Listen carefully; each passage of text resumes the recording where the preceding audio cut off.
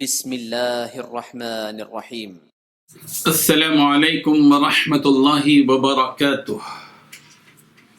ان الحمد للہ نحمده ونستعینه ونستغفره ونستهدیه والصلاة والسلام على اشرف الانبیاء والمرسلین محمد وآلہ وصحبہ اجمعین، اما بعد۔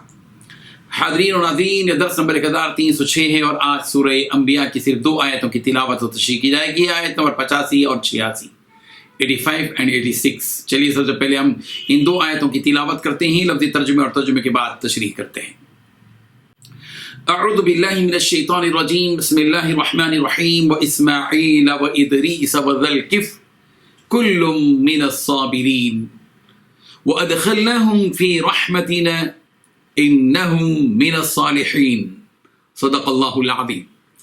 لفظی ترجمہ یوں ہے، واسماعیل، اور یاد کیجیے اسماعیل کو، وادریس، اور حضرت ادریس کو، اور ذوالکفل، اور ذوالکفل کو، کلم، ہر ایک ان میں سے، من الصابرین، صبر کرنے والوں میں سے تھے۔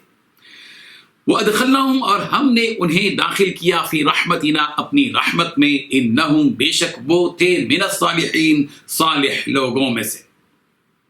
ترجمہ یوں ہے، اور اسماعیل اور ادریس اور ذوالکفل، یاد کرو انہیں، یہ سب صبر کرنے والوں میں سے تھے اور ان کو ہم نے اپنی رحمت میں داخل کر لیا تھا، یقیناً ان کا شمار نیک لوگوں میں تھا۔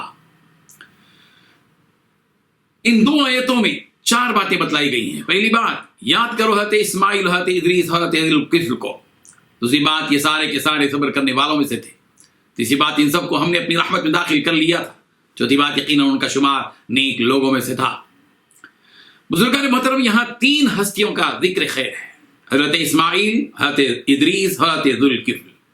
حضرت اسماعیل علیہ السلام حضرت ابراہیم علیہ السلام کے فرزند صالح، جو خانہ کعبہ کی تعمیر میں اپنے ابا جان کے ساتھ تھے۔ وَإِذْ يَرْفَعُ إِبْرَاهِيمُ الْقَوَاعِدَ مِنَ الْبَيْتِ وَإِسْمَاعِيلُ، اس وقت کو یاد کرو جب حضرت ابراہیم علیہ السلام اینٹوں پر اینٹیں رکھ رہے تھے اور ان کے ساتھ اسماعیل بھی موجود تھے۔ حضرت اسماعیل علیہ السلام کا ذکر خیر قرآن مجید کی دیگر آیتوں میں بھی موجود ہے۔ سورہ بقرہ کی آیت نمبر 33، سورہ ابراہیم کی آیت نمبر 39، سورہ صاد کی آیت نمبر 48، 48، سورہ مریم کی آیت نمبر 54، 54، اور سورہ انعام کی آیت نمبر 86، اور سورہ بقرہ کی آیت نمبر 140۔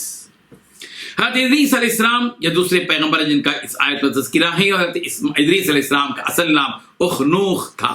یہ حضرت نوح علیہ السلام کے پردادا تھے۔ حضرت ادریس علیہ السلام پر 30 صحیفے نازل ہوئے۔ حضرت ادریس علیہ السلام علم نجوم اور علم حساب کے ماہر تھے۔ حضرت ادریس علیہ السلام کا تذکرہ سورہ مریم کی آیت نمبر 57 میں بھی موجود ہے۔ وَاذْكُرْ فِي الْكِتَابِ إِدْرِيسَ إِنَّهُ كَانَ صِدِّيقًا نَبِيًّا وَرَفَعْنَاهُ مَكَانًا عَلِيًّا، اور اس کتاب میں ادریس کا بھی ذکر کیجیے، وہ بڑے راستی والے پیغمبر تھے اور ہم نے ان کو بلند رتبے تک پہنچا دیا۔ اور تیسرے پیغمبر جن کا تذکرہ اس آیت میں کیا گیا وہ حضرت ذوالکفل ہے۔ ذوالکفل کے معنی ضامن کے ہیں، ذمہ دار کے۔ حضرت ذوالکفل کا تذکرہ سورہ صاد کی آیت نمبر 48 میں موجود ہے، 48۔ ان تینوں پیغمبروں کے تذکرے کے بعد ان کی مجموعی خصوصیت کا تذکرہ کیا گیا کہ یہ سب ایسے پیغمبر تھے جنہوں نے بلاؤں اور مصیبتوں پر صبر سے کام لیا، وہ صابر تھے۔ یہ وہ نیکوکار تھے جنہوں نے اپنی پوری زندگی اللہ تبارک و تعالیٰ کی اطاعت میں گزاری اور اللہ تعالیٰ کی نافرمانی سے اپنی زندگی کو پاک و صاف رکھا۔ اللہ تبارک و تعالیٰ نے ان تمام کو اپنے خصوصی رحمت میں داخل کیا، ان کو نبوت کے عظیم منصب پر فائز کیا اور انہیں جنت میں داخل فرمایا، اور انہیں اپنی طرف سے اپنی رضامندی اور اجر عظیم عطا فرما کر انہیں کامیابی سے ہمکنار کیا۔ یہ اس مقدس جماعت کے افراد تھے جنہوں نے صالح زندگی گزاری۔ یہ سب صالح لوگ تھے جن کی صالحیت کا اعلان اس آیت میں کیا گیا کہ انہم من الصالحین، کہ یہ سب نیکوکار لوگوں میں سے تھے۔ ان کی زندگیاں مثالی تھیں۔